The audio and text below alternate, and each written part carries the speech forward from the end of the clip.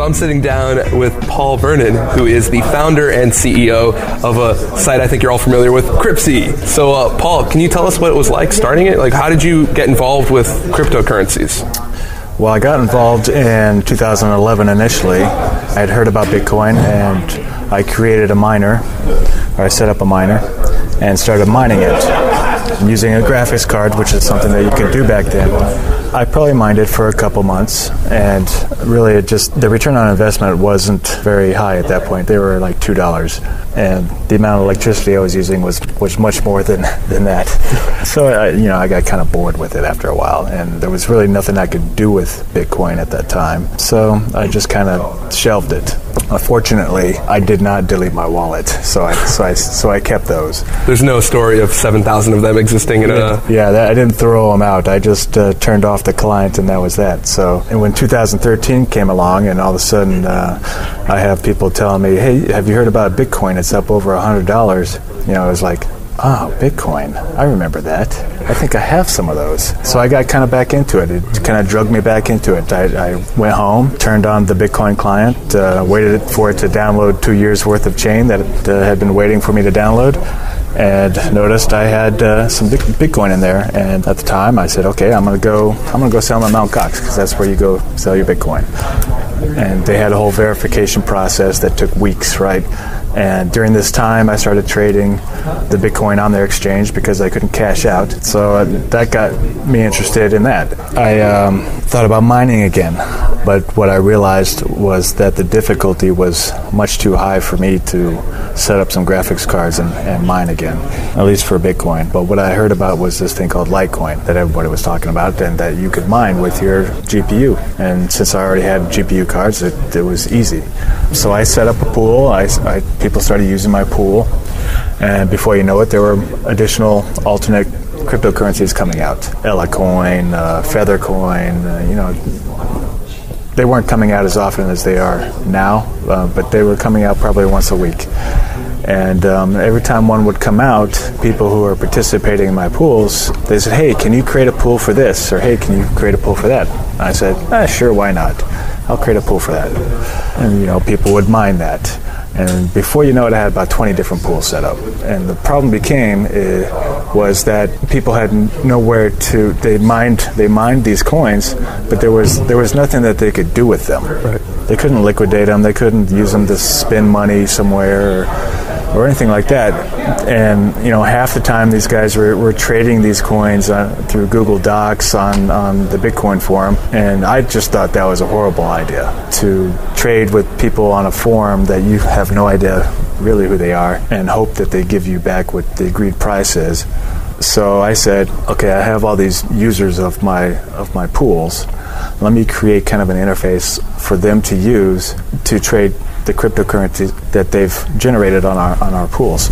So initially, the coins that were listed on Cryptsy were from the pools that I had, and so I whipped that up fairly quickly. I think I got the beta version out within 3 weeks of Cryptsy, and it just kind of took. People they liked it, and they used it, and before you know it, there's many more people that ever came to my pools were using Cryptsy, and people started asking for new coins and coins that I didn't have a pool for, and so I started investigating those and said, "Okay, yeah, we can add that," and it just kind of went from there. That the rest is history. Yeah, I actually have a friend who, when he learned about Bitcoin, his onboarding process was that's all he did for a month and a half was Bitcoin, Bitcoin, Bitcoin. And then I told him about Cryptsy, and I showed him that there were like 100 other altcoins out there. Mm. He's like, I can't handle this. It would just consume me. Right. We do have users that probably spend much more time on our site than is healthy. Right. I like to tell people, hey, that thing that goes up and down 20% per day that we call Bitcoin?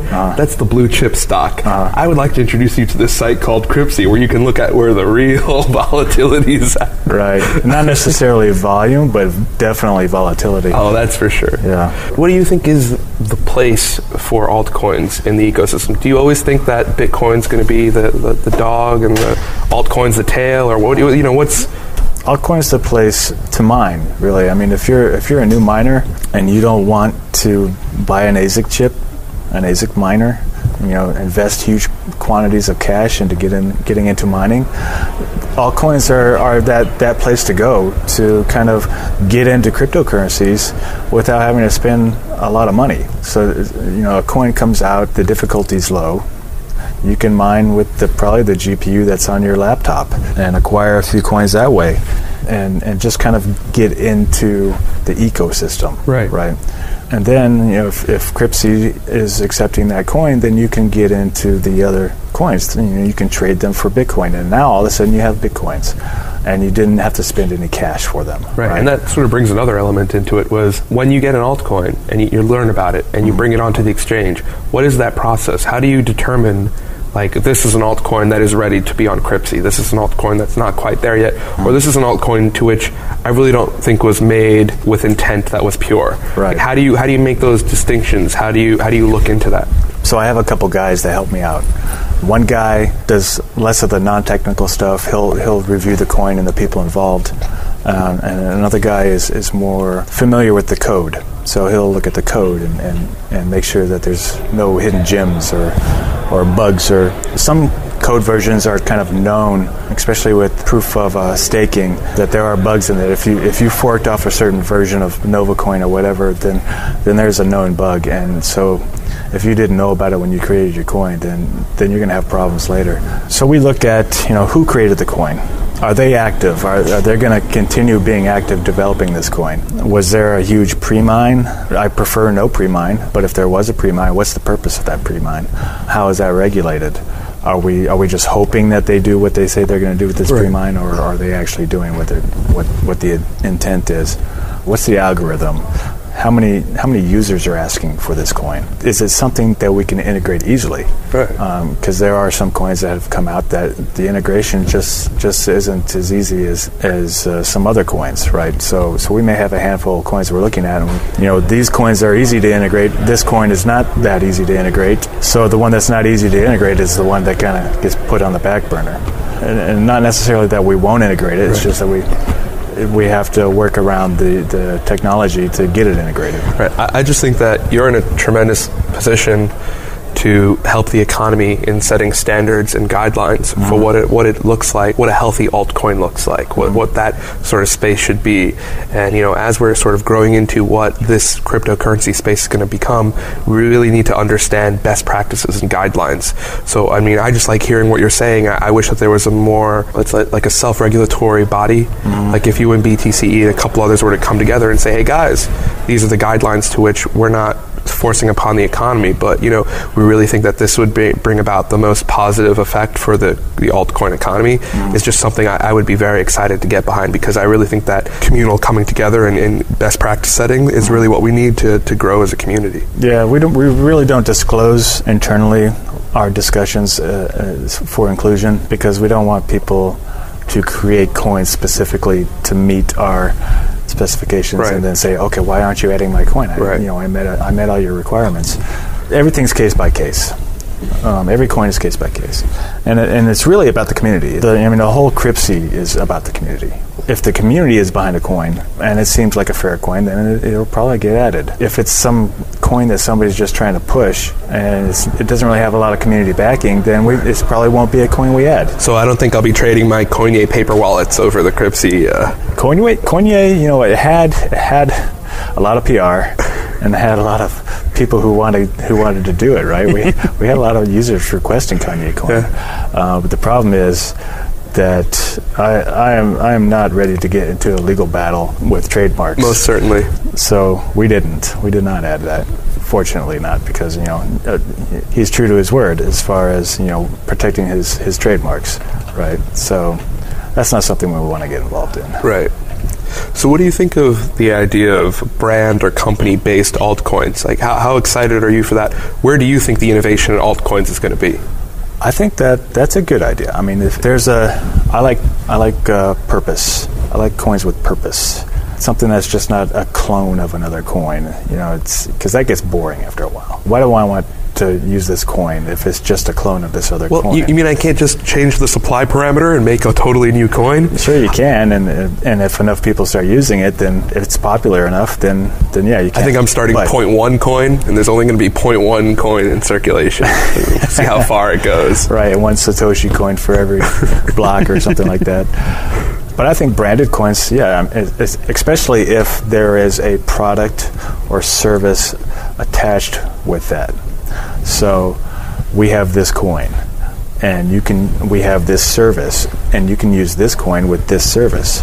I think that's a great idea. Right. I don't have an example off the top of my head, but it could be anybody. I mean, any store or any major online outlet could create a coin, and that could be a method of commerce for them. And what do you think in the altcoin space is something to keep your eye on, or something that you would like to see have developed the next year? Wallets that are able to have multiple coins, because Multicoin wallet. Multicoin wallet would be nice, and not necessarily for mining. Right. Just so you don't have 50 different wallets running on your computer. Blockchain.info is the room down there. We should go and yell at them and say, hey, why don't you integrate with Cryptsy and take more altcoins? Yeah. I mean, we kind of have that wallet type of service, right, where you can generate an address and hold funds at Cryptsy, but that's not our core. That's not our purpose. So I have a number of Florin coin on Cryptsy, and I have a buddy who's one of the core developers, and I said, hey, how do I cold storage this? Is there any easy way to do this? And he was like, well, you do this, this, this, and that. And I was like, oh, I'll just keep it on Cryptsy. It kind of is funny that you're turning into the de facto blockchain.info for all the other things that aren't Bitcoin. It's probably, holding them at Cryptsy is probably far more safer than holding them anywhere else, especially on your local computer. Right. Because so many things can happen to your laptop. You can spill coffee on your laptop and fry your hard drive, and that's it, right? Unless you can figure out a way to pull the data out of there, or somebody steals your laptop, you're screwed. And I was pretty happy when you talked about the trade key, where now you just have your Cryptsy key, and that provides anyone who has an altcoin that's on Cryptsy to just send you the coin. Right. Because I actually had the great fortune of having a friend who wanted to pay me back the $50 he owed me in Next coin. Right when Next just started. And he's like, hey, that $50 is worth like $500 now. And I'm like, dang it. I wish I just didn't have the time to go install the client, download the blockchain, do all those sorts of things. Yeah, Next coin is something that we're looking at, but it's one of those coins that is not a cookie cutter coin. So the technical implementation is something that's going to take a little more time. But it's popular. Users want it. It's fair. I mean, it has pre-mine, of course, because of how the whole thing works. Right. But it has a purpose, right? So I feel comfortable with that coin. I've heard the word purpose a number of times. Right. So I'm kind of a coin with a purpose. So when you say purpose, what do you mean? Like what's an example of a coin with a strong purpose, so that we could sort of understand what you mean when you say purpose? So like pre-mine with a purpose. People pre-mine, and then people pre-mine with a purpose. I'll go create a coin, and I pre-mine 20% of it, and I say I'm going to use it for generic things, not specific things. And there's nothing really holding me to perform these actions. That's an uncomfortable purpose, right? So there's nothing holding that guy to his word to say that he's going to do that stuff that he says he's going to do. Any purpose that seems uncomfortable is kind of reduces the likelihood that we'll add that coin. But if there's a coin that had a pre-mine because of an internal process that the pre-mine was basically required, right, in order to facilitate this process, and the process is automatic, then that was a purpose, right? There's a purpose for that. Or if somebody has a wallet and he puts the coins in the wallet and he says, okay, I'm using this for this, I'm using this for this, this is the bounty for this, this is the bounty for this, and he's actually paying out these bounties as they are occurring, then great. I mean, he's doing the right thing. So that's what I'm talking about when I'm talking about purpose. One of the things that I was surprised about was, and I got it wrong a couple times, that you're actually based in America. Yes. You're in Florida.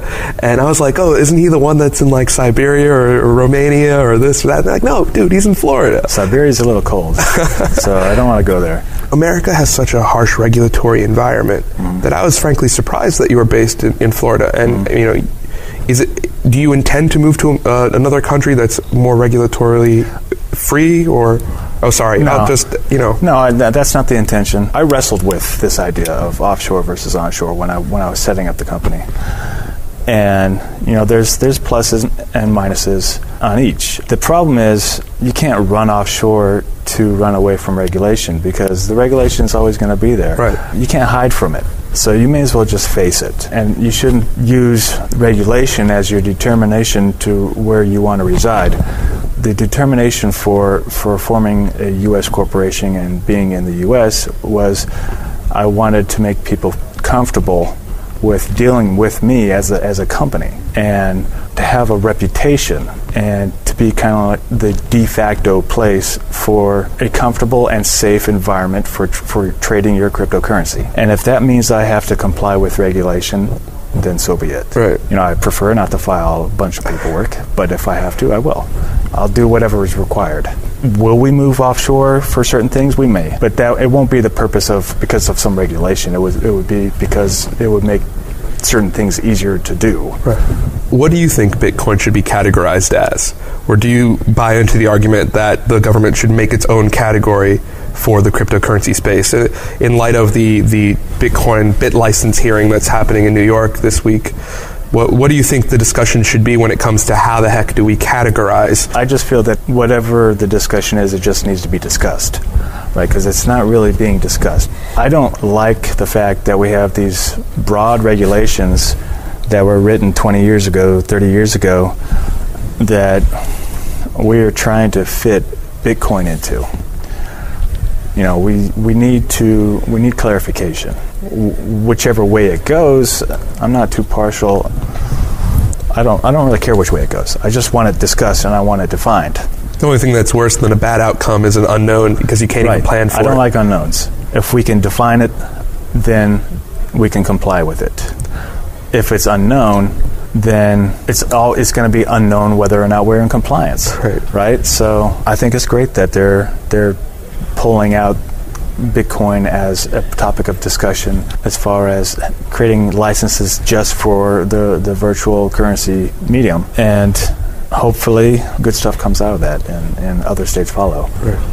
And what I would really like is to have some kind of one federal license, one central entity to deal with, rather than 40-something different states, because it's kind of a pain. So where does Cryptsy fit in to the landscape of altcoin exchanges? Like, where do you guys see yourself in that space, and what's your world domination plan? I don't have a world domination plan. That's what you're supposed to say. There are things I would like to implement, and I would like to implement them well. One of the things that I've always wanted to do was bring U.S. dollars to the exchange, but of course that's difficult, especially being a U.S. company. But we'll get there. What that will allow is people who want to trade altcoins, it'll make it much easier for them to buy groceries with their altcoins. Because right now you have to go basically cash out your altcoin for a Bitcoin or Litecoin, take your Bitcoin to a different exchange to get US dollars or whatever currency you're looking for. So it's a process. If we could reduce that process for the folks that are looking to do that stuff, it's going to be a great benefit. There are a lot of things that we want to do, and I'm not going to broadcast it out on all of our future endeavors, but basically everything we do is going to be to enhance the community as a whole, especially for altcoins. Great. Well, thank you so much. You're welcome. Thanks for having me.